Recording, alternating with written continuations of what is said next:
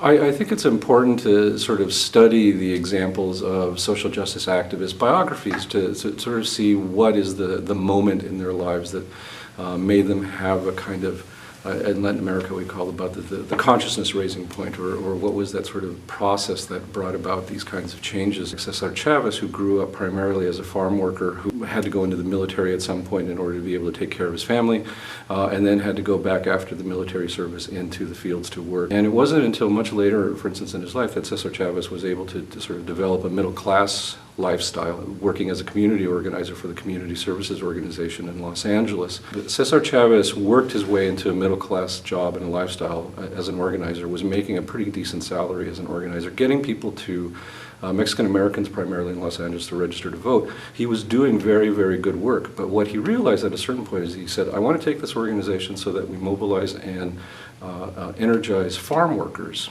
And he took this proposal to the Community Services Organization's board, and they turned him down and said, we don't really think that this population is one that we can work with very well. They're transient, and it would be very difficult for us to organize them. So we would rather that you stick around and try to work with urban Mexican Americans and try to turn them into democratic electorates. And Cesar Chavez said, no, I don't want to continue doing this work.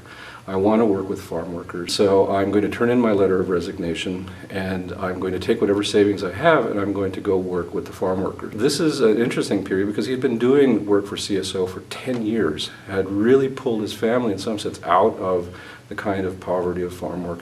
But he decided that that wasn't enough, and it was about those personal connections, right, of his own memory, of his own parents, of being displaced as a young person, and the injustices that happened to farm workers, and say, we need to build new organizational models, new organizational structures that will address the least advantaged. So we can learn a couple of things, I think, from this, is that sometimes what leadership means is having to leave positions of power and privilege and become relatively powerless, right? Leaving structures that we have in place and try to figure out building new models of conflict resolution, of organizing, of doing things in a different way. And that means beginning from scratch, is what he did essentially with the United Farm Workers, is that even among social justice circles, sometimes our structures aren't going to do the work that really needs to be done to address structural violence. Sometimes we're just going to have to give up on the good work that we are doing and try something alternatively without any sense that there could be success